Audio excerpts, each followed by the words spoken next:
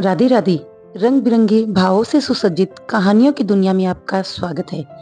आज story time फिर से ऐसे ही एक भाव को लेकर आपके सामने प्रस्तुत हुआ है। कहानी की शुरुआत एक सुविचार से करते हैं। अगर आप तेजी से चलना चाहते हो तो अकेले चलिए, और अगर आप दूर तक चलना चाहते हैं तो साथ मिलकर चलिए।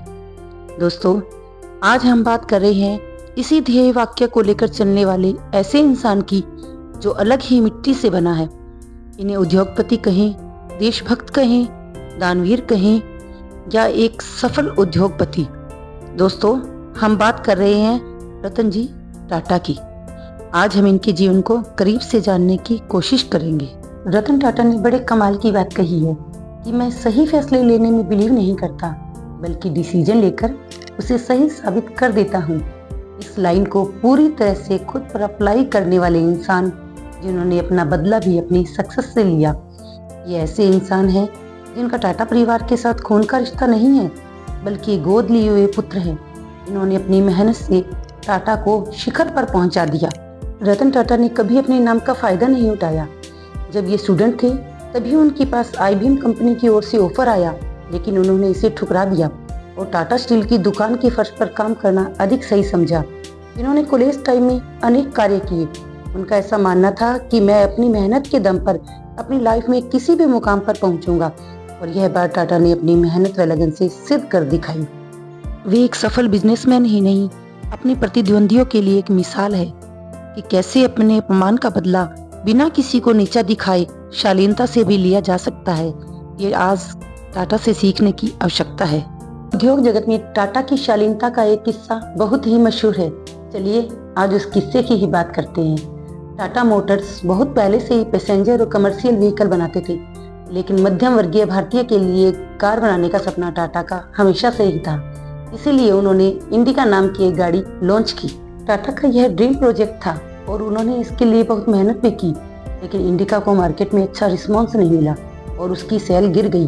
नतीजा यह हुआ कि 1 साल के अंदर ही टाटा इंडिका फ्लॉप हो गई। इस कारण टाटा मोटर्स को बहुत नुकसान भी हुआ। इसके बाद रतन टाटा को अपने फैसले को लेकर बहुत आलोचनाओं का सामना भी करना पड़ा।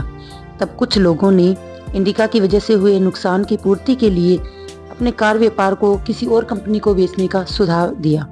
रतन टाटा को यह सुझाव सही लगा और वह अपने साझेदारों को लेकर इस कंपनी को बेचने के लिए फोर्ड कंपनी के पास पहुंच गए। फोर्ड कंपनी के चेयरमैन बिल फोर्ड का रतन टाटा के साथ व्यवहार बहुत रूखा था। बातों ही बातों में बिल फोर्ड ने रतन टाटा से कहा कि अगर तुम्हें कार बनानी ही नहीं आती तो तुमने इस बिजनेस में इतने रुपए क्यों लगाए? हम कंपनी खरीदकर तुम पर एहसान कर रहे हैं। यह बात रतन टाटा के दिल पर लग गई और वे रातों रात इस डील को छोड़कर वापस चले आए।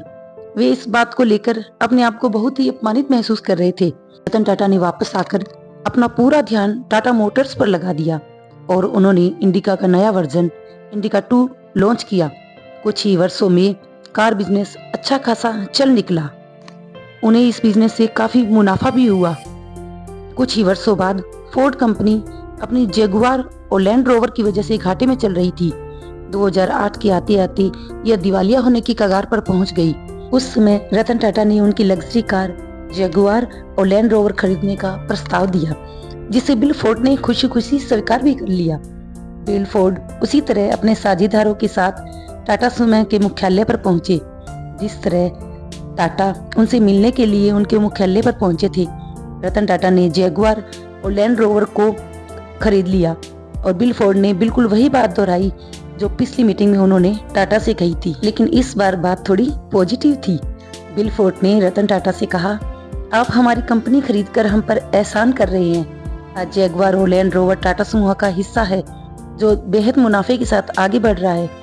रतन टाटा चाहते तो बिल को करारा जवाब दे सकते थे, लेकिन वे अपनी सफलता के नशे में चूर नहीं थे। यही एक गुण है जो एक सफल और महान इंसान के बीच में अंतर दर्शाता है। यही सीख है जो हमें रतन टाटा से सीखनी चाहिए। रतन टाटा केवल एक सफल उद्योगपति ही नहीं, वे दानशीलता में भी हमेशा अव्वल रहे हैं। जब भी हमारे देश को मदद की आवश्यकता हुई, वे हमेशा आगे आए हैं। जब 2011 में 26/11 का आतंकी हमला हुआ, तब इनके होटल ताज के लगभग 80 एम्प्लॉइज की जान चली गई और उन एम्प्लॉइज के परिवार का पूरा खर्चा उठाया। यही नहीं, जो भी ताज होटल के आसपास काम करने वाले व्यक्ति थे, उन्हें भी आर्थिक मदद प्रदान की। इसके बाद जब हमारे देश में कोविड-19 का खतरा आया, तब रतन टाटा ने भारत सरकार को 15,000 करोड़ रुपए की मदद की। ये अपनी आय का 60% तक दान कर देते हैं। ऐसे हैं हमारे देश के रतन टाटा।